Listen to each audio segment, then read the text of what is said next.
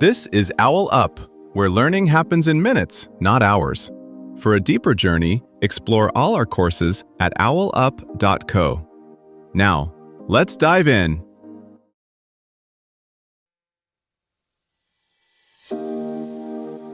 Chapter 1 of Dinosaurs, The Real Story. The Rise of Dinosaurs, A Journey Through Time. In this chapter, you'll learn: explain the timeline of dinosaur evolution. Let's dive in. Dinosaurs did not begin as giants. The first ones were roughly dog-sized, sprinting through a world still recovering from the greatest die-off in Earth's history. In this episode, we'll slip into that unstable landscape and follow how these nobodies became nature's headline act. Those early dog-sized dinosaurs weren't alone. They threaded their way between armored adasaurs, crocodile relatives with skulls like bear traps, and huge amphibians lurking in seasonal rivers. Above them stretched a single sprawling supercontinent, Pangaea, where you could, in principle, walk from what is now Brazil to Morocco without ever crossing an ocean. That connected world came with a price: brutal dry seasons, flash floods, and climate swings that turned success into extinction overnight. In this episode, we'll zoom in on that Triassic chessboard and track how small, two-legged dinosaurs began to matter. We'll see how their light bodies, fast growth, and constant motion let them exploit cracks in the ecosystem the way a street artist finds canvases in forgotten corners of a city, and how two mass extinctions set the tempo of their unlikely rise. As the Triassic unfolded, those small, two-legged dinosaurs weren't just running faster, they were living differently from many of their neighbors. Bone studies suggest some grew quickly, hinting at higher metabolisms and more active lifestyles than the lumbering reptiles around them. Their hips and limbs shifted toward an efficient, upright stride, freeing their hands for grasping and balance. Think of an experimental theater troupe using a cramped stage in ways a traditional cast never considered. We'll trace how these anatomical tweaks, plus shifting climates, quietly stacked the odds in their favor. Speed wasn't the only thing that set early dinosaurs apart. Their family tree was quietly branching in different directions, experimenting with body plans that would later explode in diversity. On one twig, you get small, lightly built predators like Eoraptor and Herrerasaurus, with flexible tails and hands full of recurved claws. They weren't top hunters. Bigger, croc-like rivals still held that role. But these early dinosaurs probed edges of the food web, picking off juveniles, scavenging, chasing quick, insect-rich meals that bulkier predators ignored. Jaw and tooth fossils show a mix of cutting, puncturing, and slicing shapes, a toolkit adapted less for crushing armor and more for precision work. On another twig sat the first plant-leaning forms, the early relatives of the long-necked sauropods. They were still modest in size, but their skulls and teeth hint at a shift: broader mouths for cropping, more leaf-oriented wear patterns.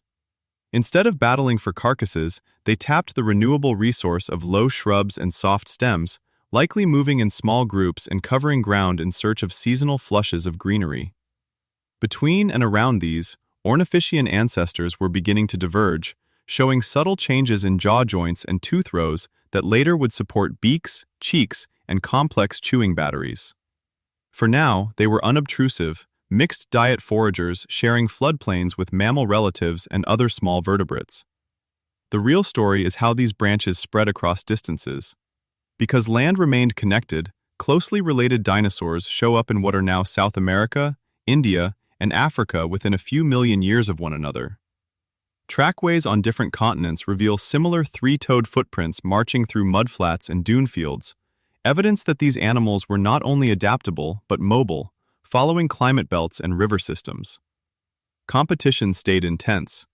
Heavily armored adasaurs still dominated some plant-eating roles, and towering Rawasuchians claimed many ambush niches. Yet dinosaur skeletons consistently appear in layers that suggest opportunism. In disturbed flood deposits, fire-scarred soils, and zones where older faunas thin out. They weren't displacing every rival head-on so much as exploiting every gap that opened. In sports terms, they resembled versatile utility players, never the only stars on the field, but increasingly the ones you could slot into almost any position and still stay in the game.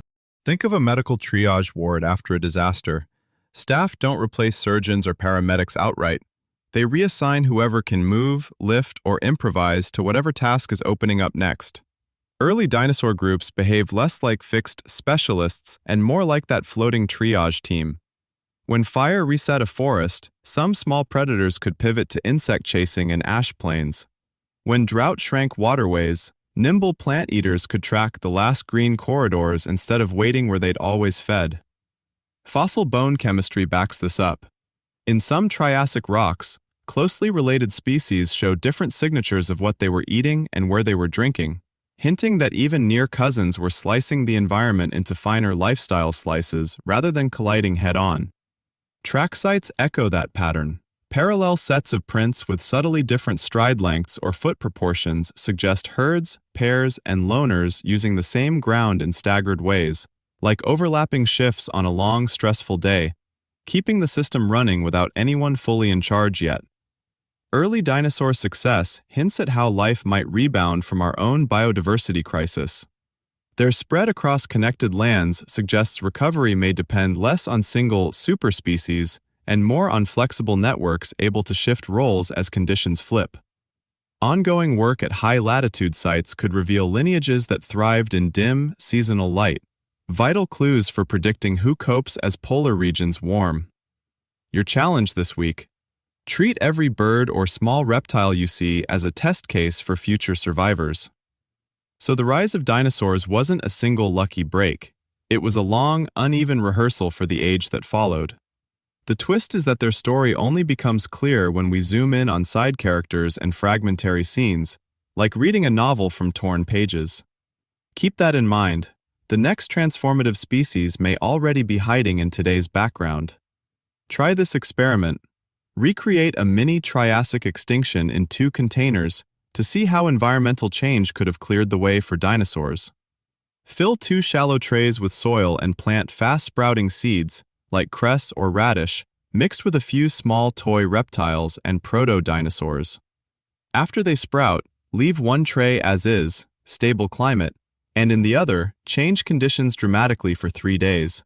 Move it to a much hotter or colder spot, reduce its light, and mist it with slightly salty water. Watch which plants and positions the animals could realistically survive in. Then compare trays to see how sudden stress might let some lineages, your proto-dinosaurs, outcompete others over time. This was OwlUp, your daily step forward. To keep learning with structured courses and more insights, go to owlup.co. Until tomorrow!